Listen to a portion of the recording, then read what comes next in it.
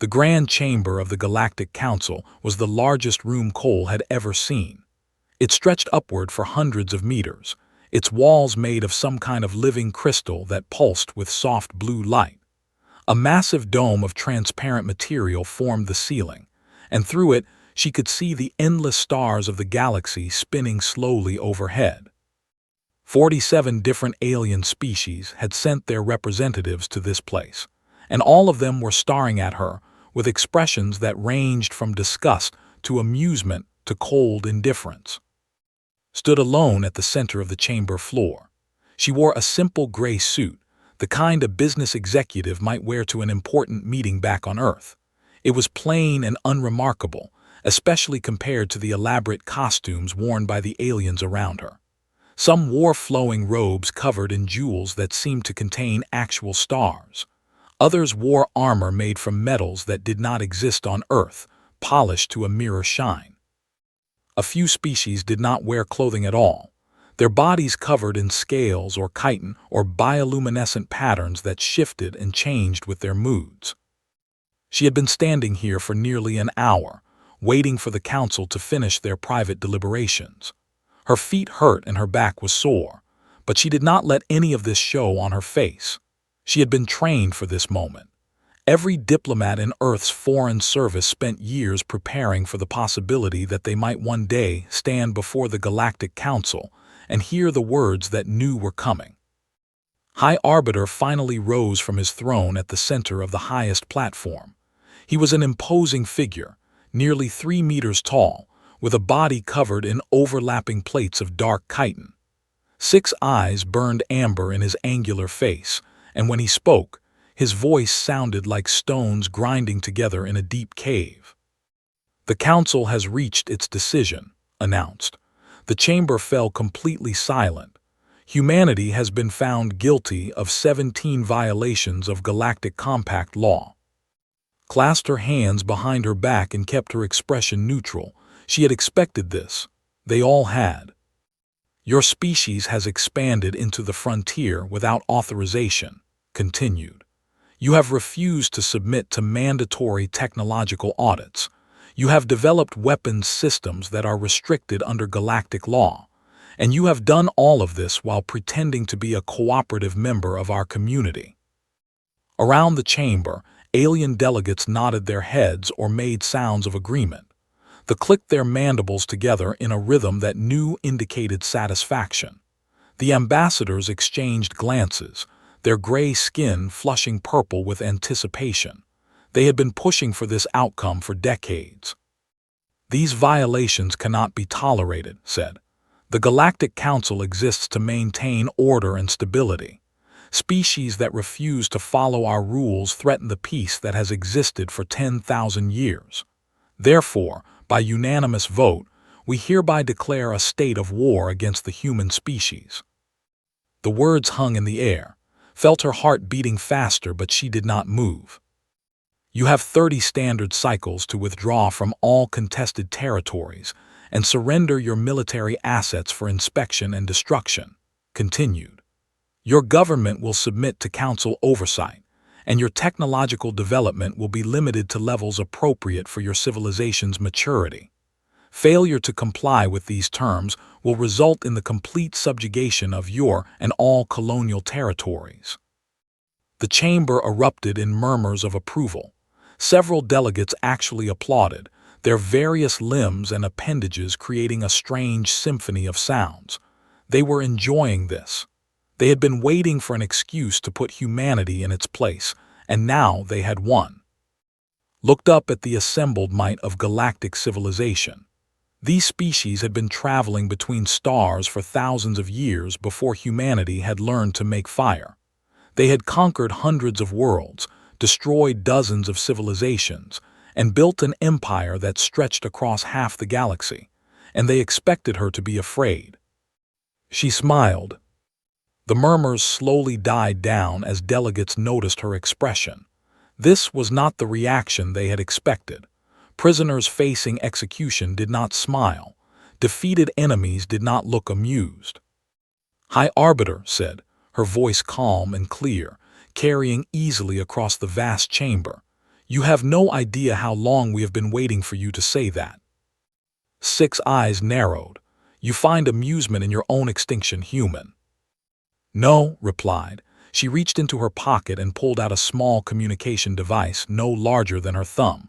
I find relief. For 60 years we have played by your rules, we have submitted to your inspections, we have paid your tariffs and fees, we have watched your fleets patrol our borders and we have said nothing. We have been very, very patient.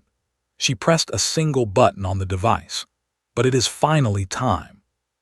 Across the chamber, the holographic display that showed Earth's registered fleet flickered. The number had always read 217, a modest force of patrol ships and cargo escorts. Now that number began to change.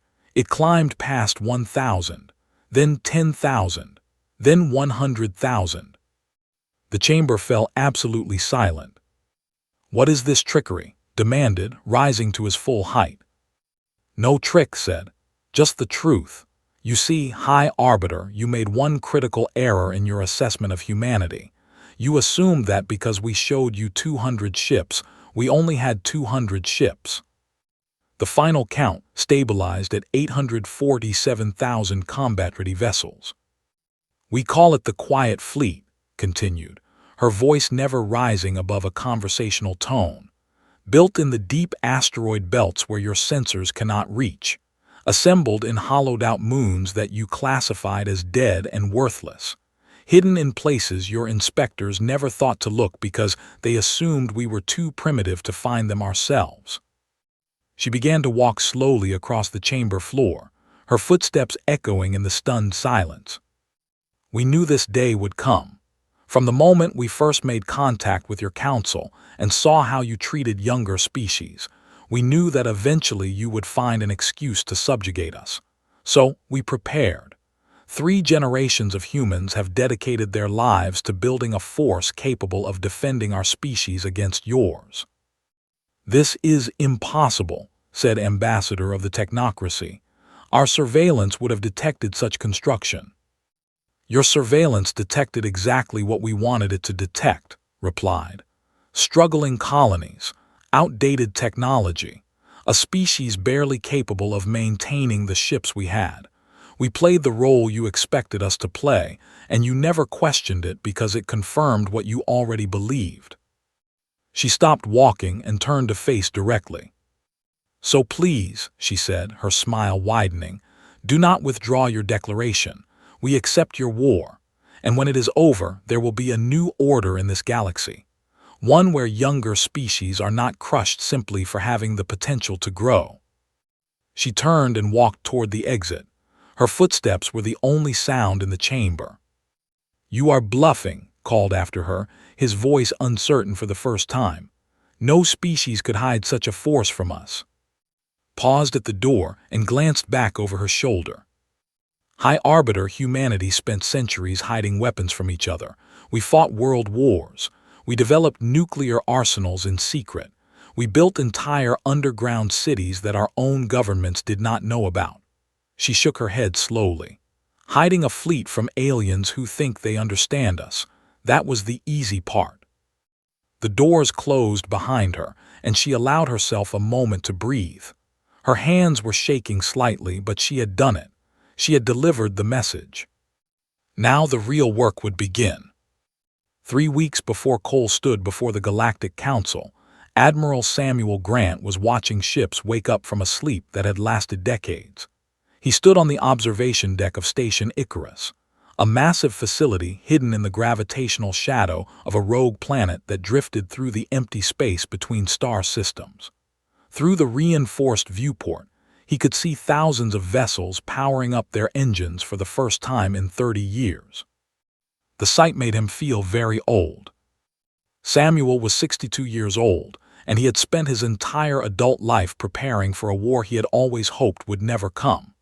His father had done the same, and his grandfather before him.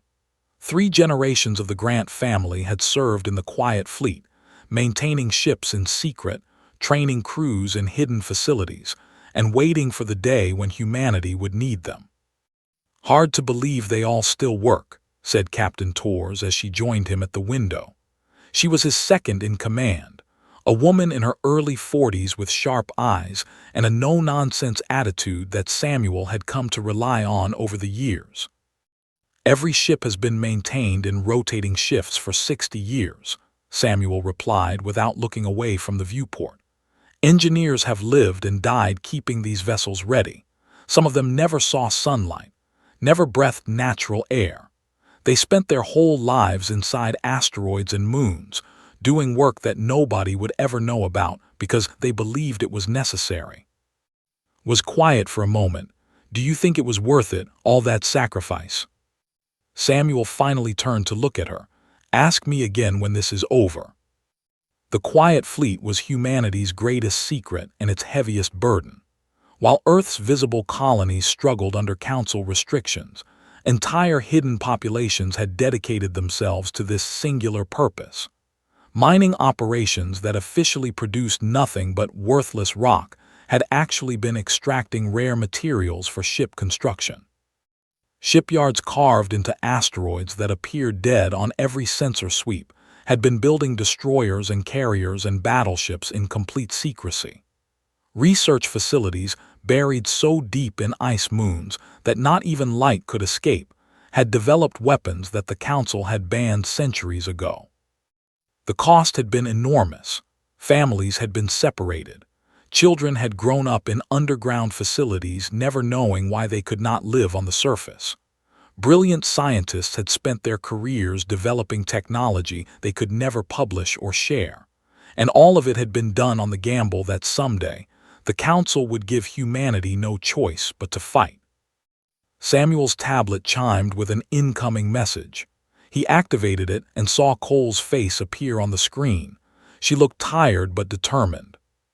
"Ambassador," Samuel said, "I take it the negotiations went as expected." "Exactly as we anticipated," replied. "The Council has declared war and given us 30 days to surrender. I suggest we give them considerably less time to prepare." Samuel nodded slowly. He had known this moment was coming, had trained for it his entire life, but now that it was here he felt a strange mixture of relief and dread. Relief that the waiting was finally over, dread at what was about to come. "The fleet can be in position within 72 hours, he said. "Are you certain this is the path we want to take? Once we begin, there is no going back. We will be committed." His expression hardened. "Admiral, do you know what the Council does to species that resist them?" "I have read the histories." "Then you know about They refused to surrender there 1800 years ago. The Council did not just defeat them. They erased them. Every city was destroyed. Every archive was burned. Every trace that had ever existed was wiped from the galaxy. Today, nobody even knows what they looked like." Samuel said nothing. He knew the story well. "And continued. 3 centuries ago, they tried to negotiate for independence through peaceful means. They followed all the proper procedures. They presented their case to the Council with logic and evidence. Do you know how the Council responded?" "They engineered a plague," Samuel said quietly. "They engineered a plague that sterilized the entire population within a single generation. No war, no invasion, just quiet extinction." Leaned closer to the camera. "We are not dealing with reasonable beings who can be convinced through diplomacy. The Council sees younger species as threats to be controlled or eliminated. They declared war on us not because of anything we have actually done, but because of what we might one day become. So we strike first. We strike while we still have the element of surprise. If we wait, if we try to negotiate, they will find another excuse. And next time we might not be ready." Samuel looked back at the viewport, where more ships were coming online every minute. Destroyers and cruisers and carriers, each one crewed by men and women who had trained in secret their entire lives. They had never seen real combat. None of them had. But they had studied every war the Council had ever fought. They knew the tactics that had defeated and dozens of other species. And they had spent decades figuring out how to counter those tactics. "There is something else you should know," said. "During our expansion into the frontier, we found something. ruins, archives, records of species the Council destroyed long ago.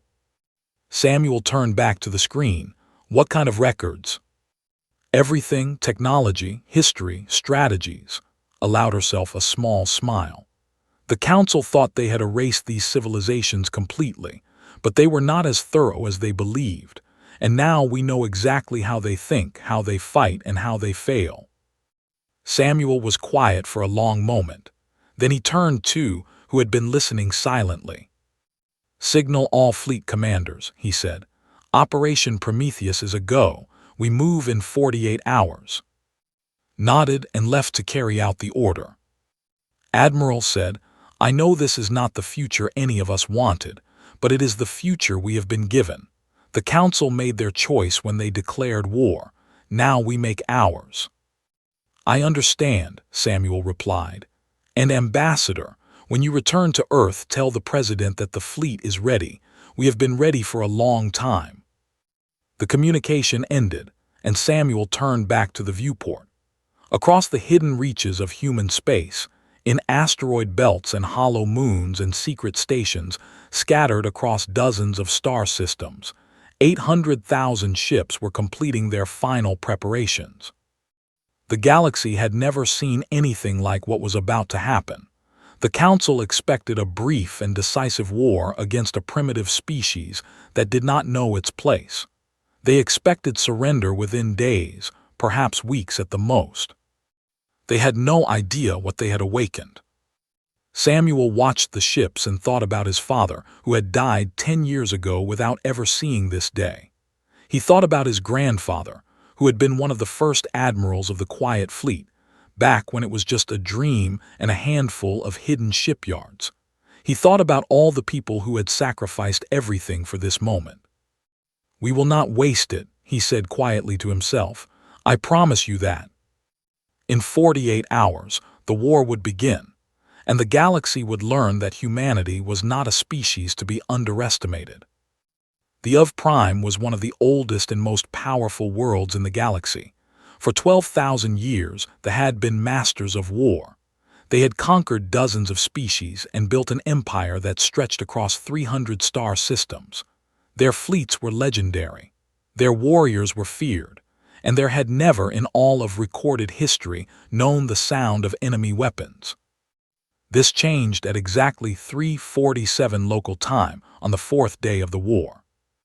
Admiral Samuel Grant's first strike group emerged from faster-than-light travel in perfect formation. 30,000 warships appeared in Prime's outer orbital shell like a sudden storm of metal and fire. They came out of nowhere, dropping out of hyperspace in positions that the defensive grid had not even considered defending. Before the planetary sensors could register what was happening, the first wave of kinetic bombardment struck the orbital defense stations. Samuel watched the battle unfold from the bridge of his flagship, the carrier Relentless. It was a massive ship, nearly 2 kilometers long, and it carried enough fighters and bombers to threaten an entire planet. But right now, he was holding those fighters in reserve. He wanted to see how they would respond. "Admiral," his tactical officer reported, "they are scrambling their home fleet. 4,000 ships are moving to intercept us." "Good," Samuel replied. "Let them come to us. Deploy screening formations and prepare the primary batteries. Remember, target military installations only. Civilian infrastructure is off limits unless they use it to attack us." "Understood, sir." They had never faced an enemy that fought like humans. For thousands of years, galactic warfare had followed predictable patterns. Fleets would meet in open space and form into neat battle lines. They would exchange fire at long range until one side's shields failed. Then the losing side would surrender, and the winners would negotiate terms. It was almost like a ritual, with unspoken rules about what was acceptable and what was not. Humans followed no such rules. The first battle group discovered this when they attempted their traditional opening move. It was a classic tactic, a concentrated push with their heaviest ships meant to test the enemy's defenses and establish dominance in the early phase of the battle. Every species in the galaxy would have responded by matching the formation and engaging in a straight-up slugging match. The human fleet scattered. Instead of forming a defensive line, the human ships broke apart into hundreds of smaller groups. Wolf packs, Samuel called them. Each pack was fast and agile and capable of operating independently.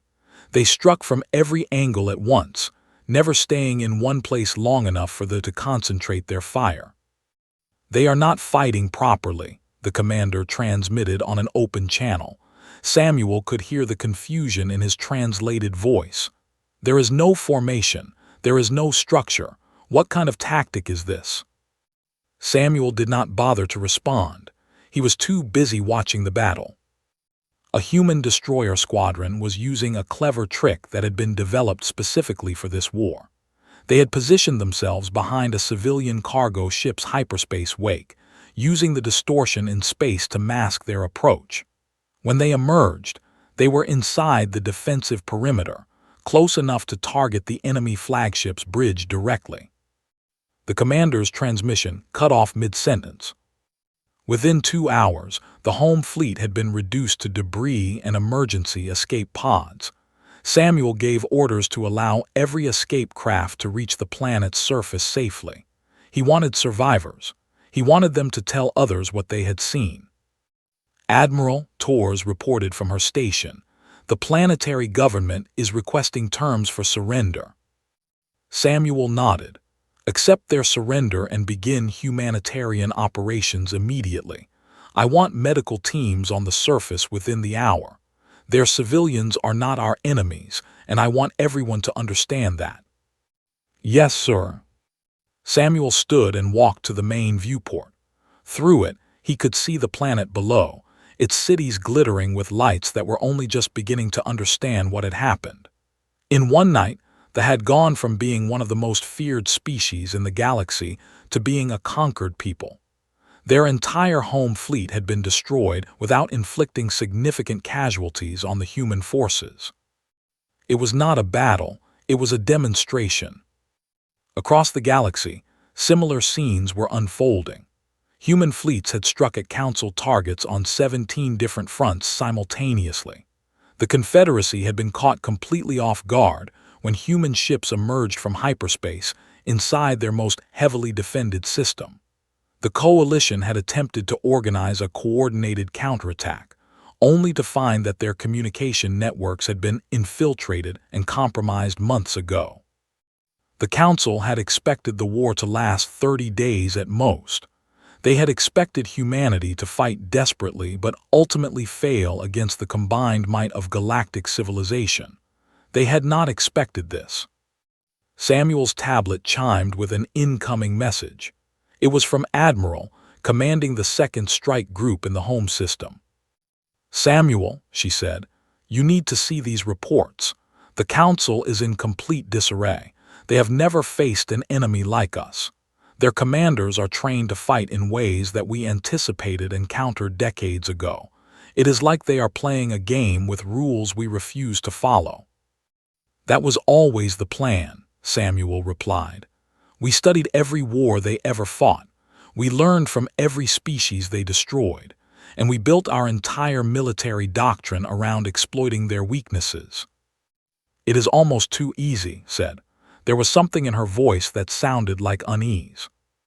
"It will not stay easy," Samuel warned. "Right now they are confused and scared, but they have resources we cannot match in the long term. If this war drags on for years, they will adapt. They will learn. We need to win quickly before they figure out how to fight us." "Understood, out." Samuel ended the call and turned back to the viewport. The hung in space before him, conquered in a single night. It was a victory that would have seemed impossible just a week ago, but Samuel knew better than to celebrate too early. The Council had ruled the galaxy for 10,000 years. They had faced rebellions and uprisings and wars of every kind. They had always won in the end. The species that them were either subjugated or erased from history. Humanity had won the first battles, but the war was far from over. Samuel said quietly, "Send a message to all fleet commanders. Tell them that Phase 1 is complete. We have their attention now. Prepare for Phase 2. "What is Phase 2, sir?" Samuel allowed himself a small smile, making them understand that this is not just about winning a war, it is about changing the galaxy forever. He looked at the stars beyond the conquered planet and thought about everything that was still to come. The Council would respond. They would throw everything they had at humanity, and when they did, Samuel and his fleets would be waiting. The storm had just begun. 2 months into the war, the Galactic Council chamber felt very different from the day war had been declared. The crystalline walls still pulsed with soft blue light, and the great dome still showed the stars spinning overhead, but the atmosphere had changed completely.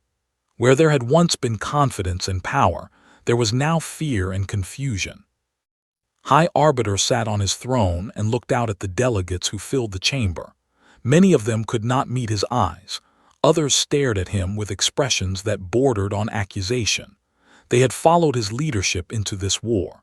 They had voted unanimously to crush humanity, and now they were learning just how badly they had miscalculated. "I have called this emergency session to discuss the current state of the conflict," announced. His voice, which had once commanded instant respect, now sounded hollow and uncertain. "The reports from the front lines are troubling."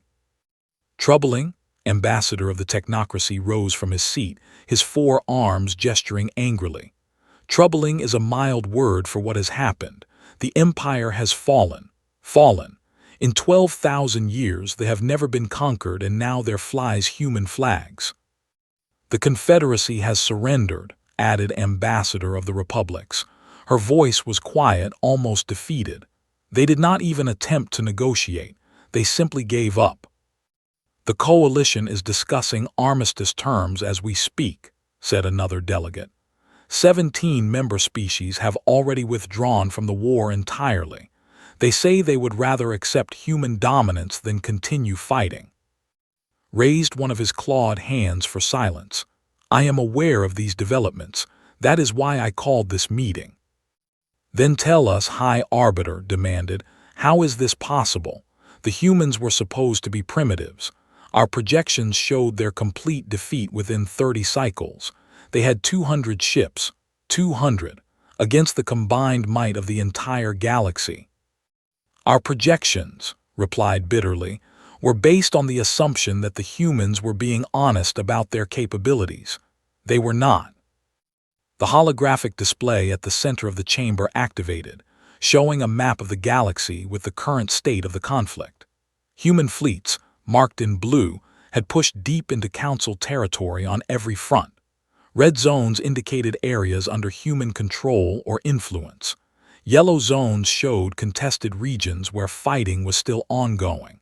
There was very little of the map that remained under solid Council control. "Our intelligence services have compiled a preliminary analysis," continued. "The humans have been deceiving us from the very beginning. Their visible colonies were struggling because they wanted us to see struggle. Their registered fleet was small because they wanted us to believe they had no military power. Everything they showed us was a performance designed to make us underestimate them." "But how did they hide so much for so long?" asked. "Our surveillance networks cover every corner of human space. Our inspectors visited their facilities regularly. How could we have missed an entire hidden civilization?" "Because they were better at hiding than we were at seeking," admitted. The words clearly caused him pain. "The humans have a long history of deception and concealment. They spent centuries hiding weapons from each other. They developed entire branches of strategy dedicated to misdirection and surprise. When they applied those skills to hiding from us, we never stood a chance." The chamber fell into uncomfortable silence. For 10,000 years, the Council had been the supreme power in the galaxy. They had crushed every challenger, absorbed every rival, eliminated every threat. The idea that a young species barely capable of interstellar travel could have fooled them so completely was almost impossible to accept. "There is more," said reluctantly. Our analysts believe the humans found something during their unauthorized expansion into the frontier, something we tried very hard to keep hidden." "What are you talking about?" asked. "The ruins, the archives, the records of every species we have removed over the past 10. His voice dropped. "We thought we had destroyed everything. We thought we had erased them completely, but fragments survived, scattered across forgotten worlds and abandoned stations, and the humans found them."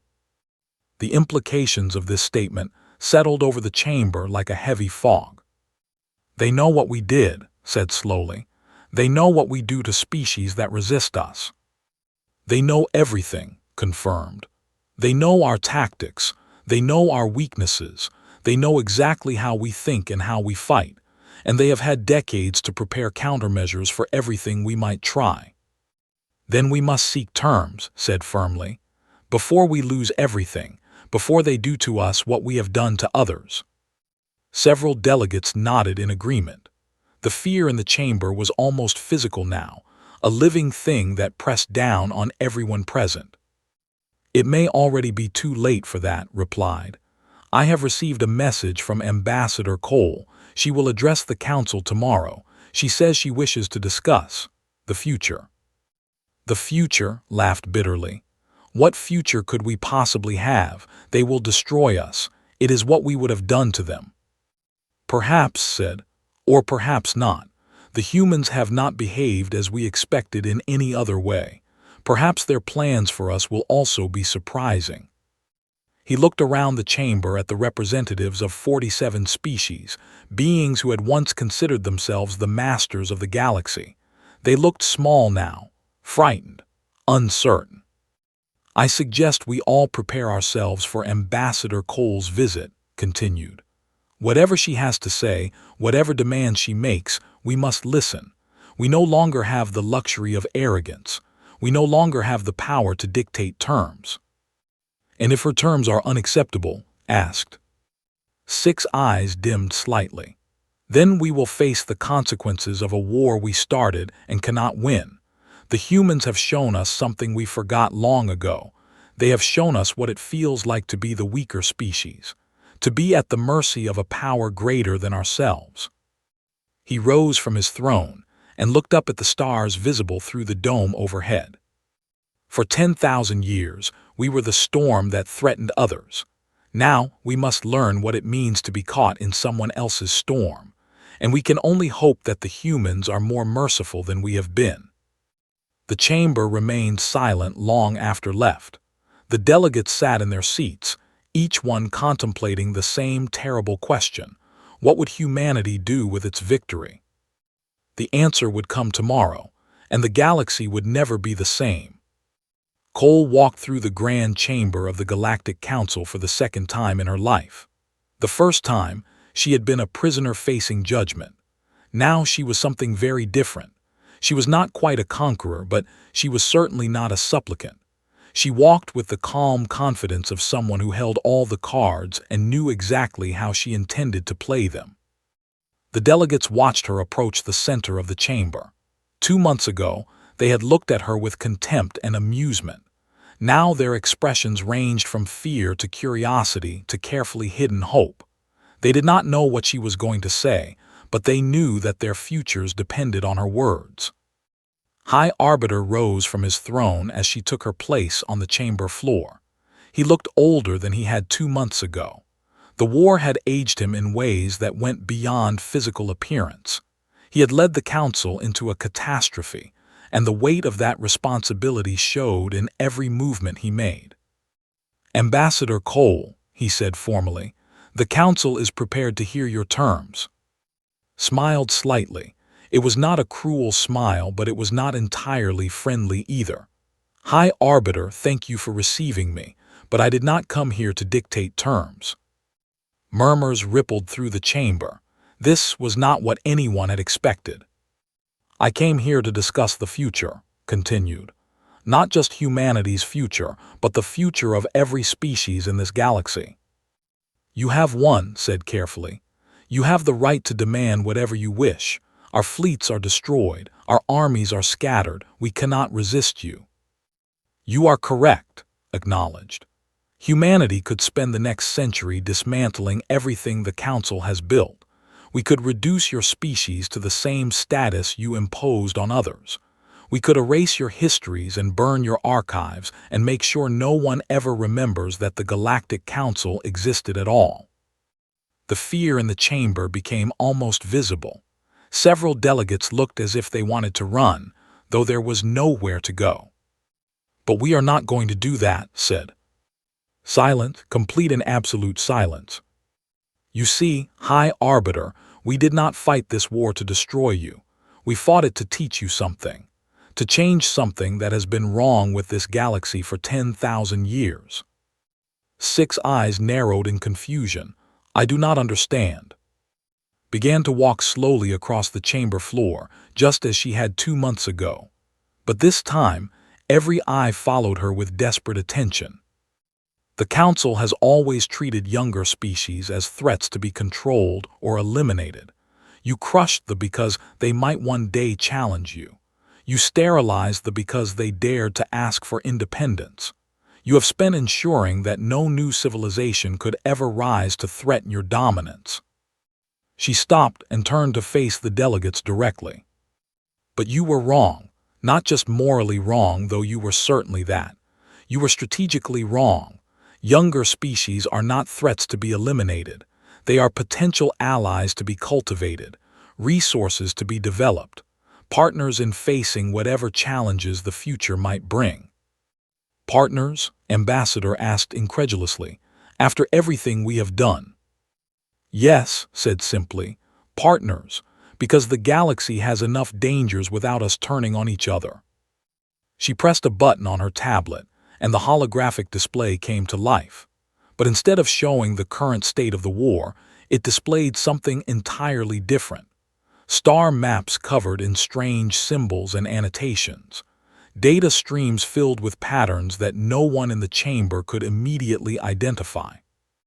"In our exploration of the territories you forbade us to enter," explained, "we encountered something. Signals from outside the galaxy. Ancient, powerful, and very much aware of our existence." The chamber went absolutely still. "We do not know exactly what they are or what they want," continued. "Our scientists have been studying the signals for decades, and we still understand only fragments. But we know enough to be certain of one thing. Whatever is out there is far more advanced than anything in this galaxy. It makes the Galactic Council and humanity combined look like children playing with toys." "How long?" asked quietly. "How long until contact becomes unavoidable?" "Our best estimates suggest approximately 2 centuries, perhaps less if they accelerate their approach, perhaps more if we are lucky." Let that sink in for a moment. 2 centuries is not enough time for any single species to prepare, but together, pooling our knowledge, our resources, and our creativity, we might have a chance. "You would share your technology with us?" asked, disbelief evident in his voice. "After everything we have done to you, after we tried to subjugate your species?" "We would share everything," replied, "in exchange for fundamental changes to how this galaxy operates. The Council will be reformed. No more suppression of younger species. No more enforced limitations on technological development. Every civilization will be free to grow to its full potential, with the understanding that we all face this external threat together." She looked around the chamber, meeting the eyes of delegates from dozens of different species. "We will establish a new alliance. Not an empire where the strong dominate the weak, but a true partnership where every species contributes according to its abilities. Humanity will lead this alliance, not because we want power, but because someone has to coordinate our preparations. And frankly, we have proven that we know how to get things done." "And if we refuse?" asked quietly. "Then humanity will prepare alone," said without hesitation. "And when the storm comes from outside the galaxy, you will face it without us. You will face it with your fleets destroyed and your alliances shattered and your civilization in ruins. I do not think that is what any of you want." The chamber was silent as the delegates processed what they had heard. For 10,000 years, they had been the supreme power in the galaxy. Now they were being offered a choice: join a new alliance under human leadership, or face an unknown threat alone. It was not really a choice at all. Rose slowly from his throne and descended the steps to stand face to face with. For a long moment, they simply looked at each other. The representative of ancient power facing the representative of young ambition. "The council will deliberate," said finally.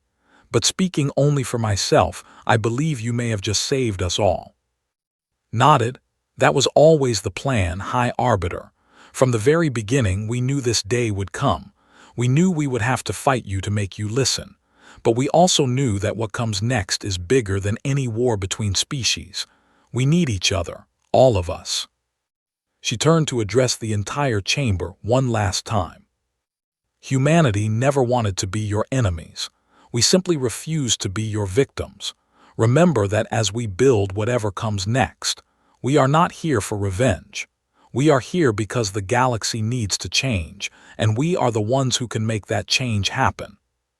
She began walking toward the exit, then paused and looked back over her shoulder. "The signals from outside are getting stronger every year. Whatever is coming, it is coming soon. We have work to do, all of us. I suggest we stop wasting time on old conflicts and start preparing for the real challenge ahead." The doors closed behind her, and the Galactic Council began the long process of accepting a future they had never imagined.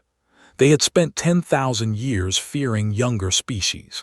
Now they would learn to trust one. Outside, through the viewport of Station Nexus Prime, the stars glittered with infinite possibility.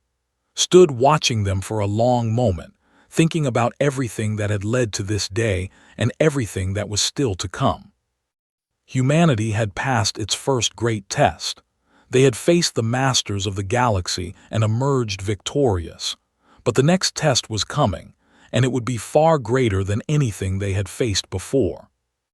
This time, however, they would not face it alone. The new dawn had begun.